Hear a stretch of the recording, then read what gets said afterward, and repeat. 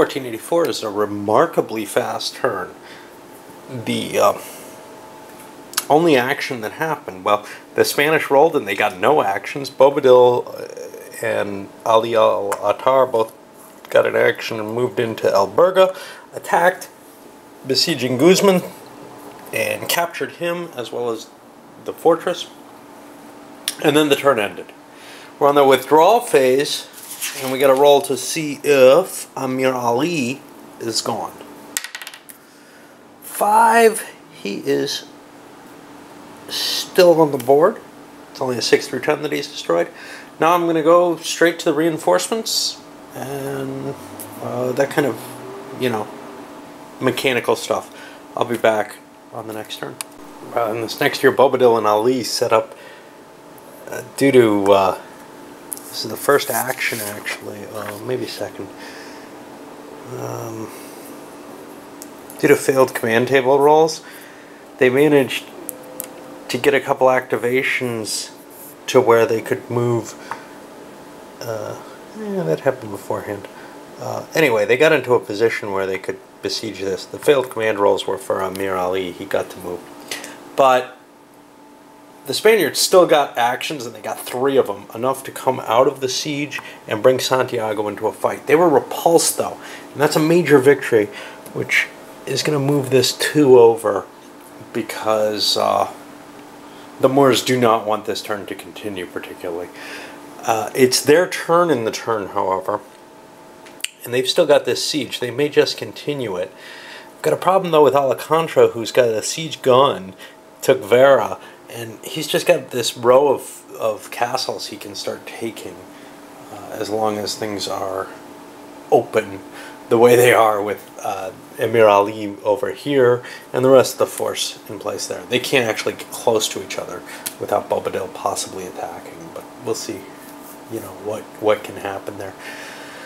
Alright, well, it's the Moorish turn, and they need to activate 2 leaders if they're going to attack this space, so they need to roll a die.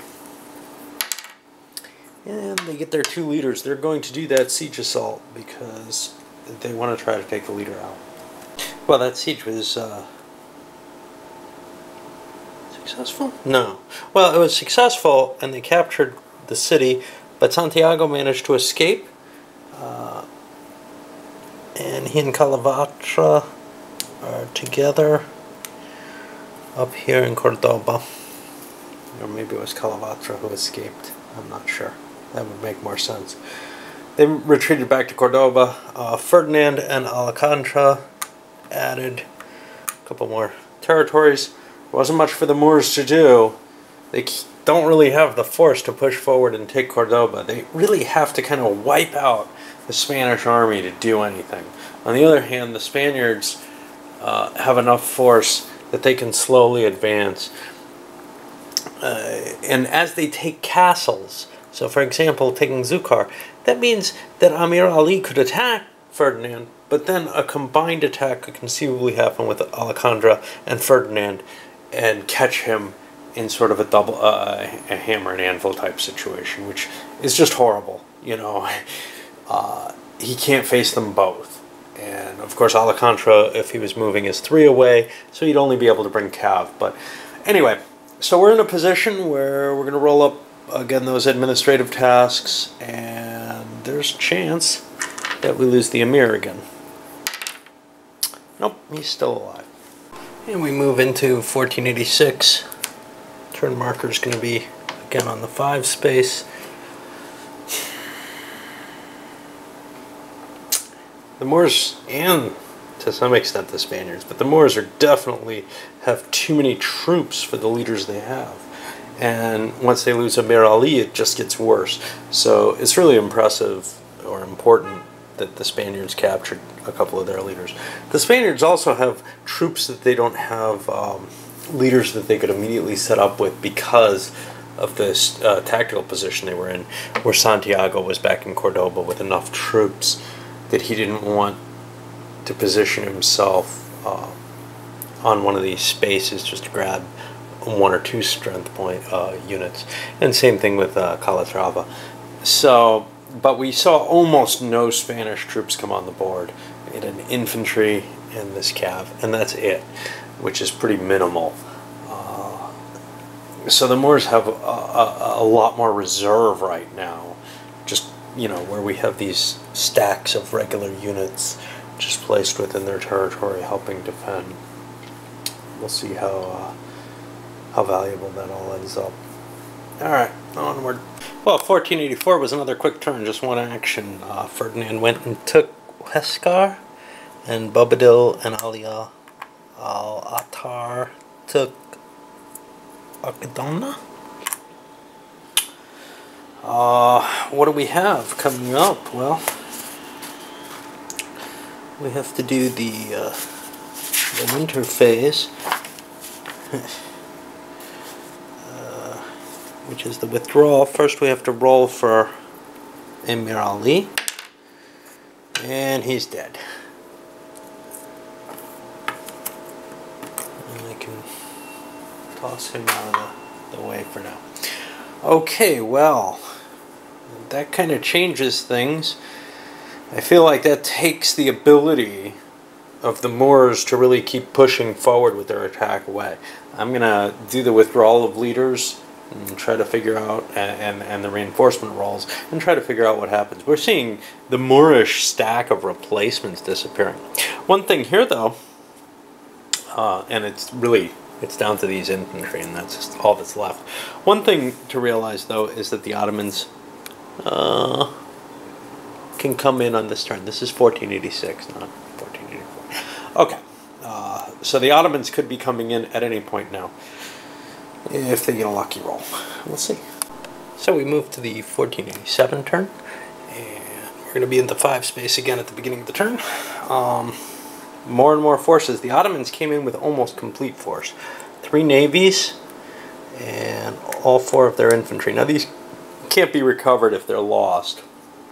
They also, as you see, are getting quite large piles. Bobadil here has a big pile at the newly captured castle. Not that that's terribly helpful. One would, you know, the fact that it's outside of Granada itself and in Spain without a leader, no great harm to that. It's just, it's not defending anything of value. So Bobadil may want to ferry forces in. If you remember, let's see what the victory conditions are, because I don't remember. So the sudden victory would be taking Cordoba and Lorca. I don't think the Muslims can do that. What about for the Catholics? Well, they have to take all the Moorish 3 and 4 strength cities. At the end of the game, though, to win, they have to control the ports and Granada itself. So, barring the automatic victory, control of Granada and control of some of the ports by the Moors seems absolutely vital. Of course, maintaining control of all of the Moorish territory in Granada is of value because of the effects on the reinforcement table. They can take losses more easily as long as they're not losing cities, and the turns become shorter, or the years become shorter in terms of campaigning ability. Alright, well, let's go on to the next one. Well, here we are after a couple of pulses, and we're in the Moorish turn. We've got Ali al-Attar attacking Alcantara. Alcantara's taking it inside the castle. I think Ali's going to attack him. Let me explain my reasoning here. So, this is kind of a tricky situation in terms of, I don't feel like there's so many Spanish forces and they're so large that Alcantara could just sit in the castle until Ali attacks him. Or, if the Spaniards get a lucky roll, they can gather all their forces and attack him. So, as long as Alcantara is not willing to take a field battle, Ali's not going to be able to do anything unless he attacks the city now.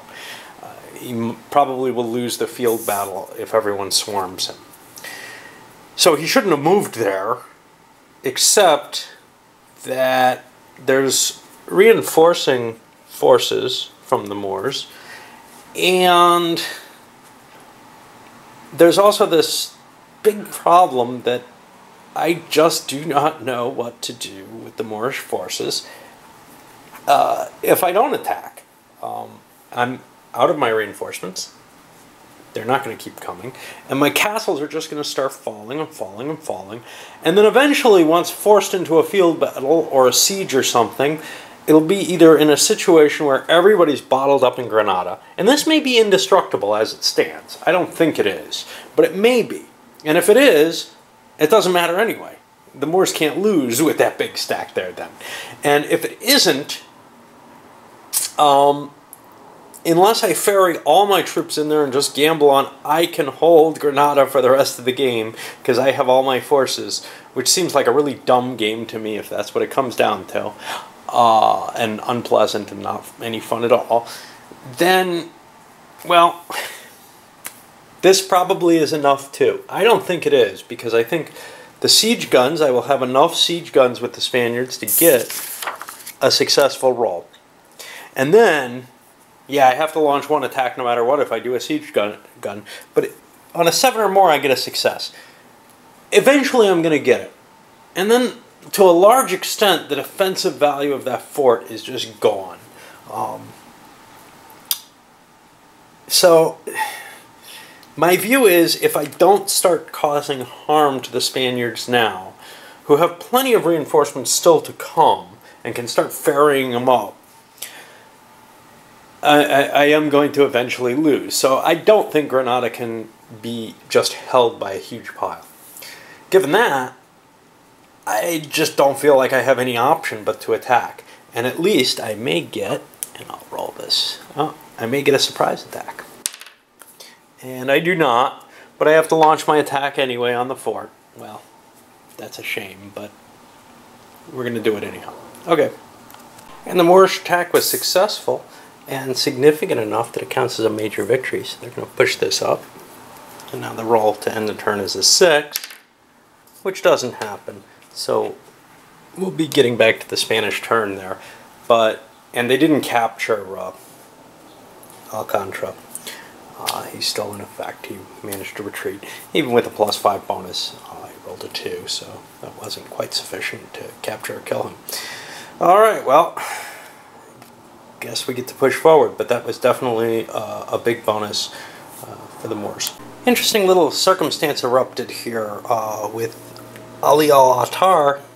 He was sitting in Tabernas, rolled for an activation. He wanted to move both himself and Bobadil, and got an opponent activates 1.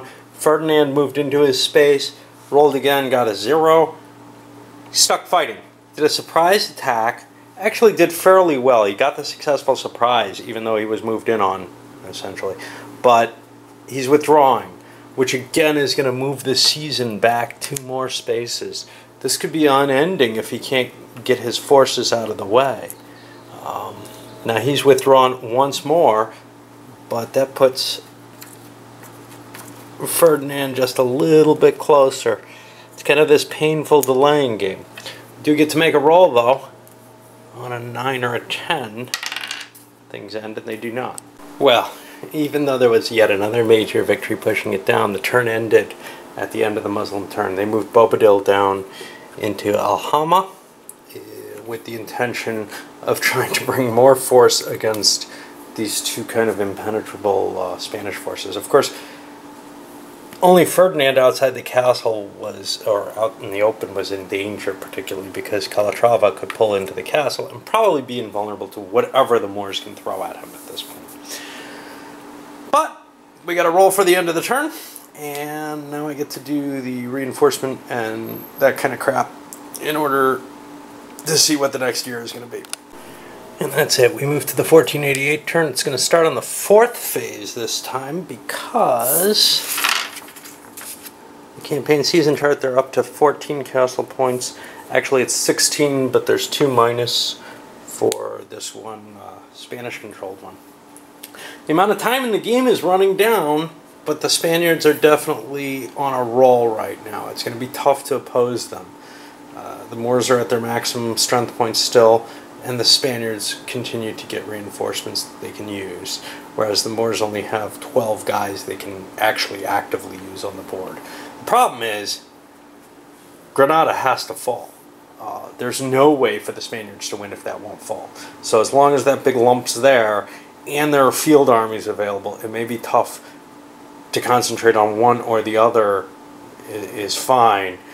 If they concentrate on taking Granada, those field armies may be able to harass them or take important territories back, so thereby regaining the losses that they take if they lose Granada.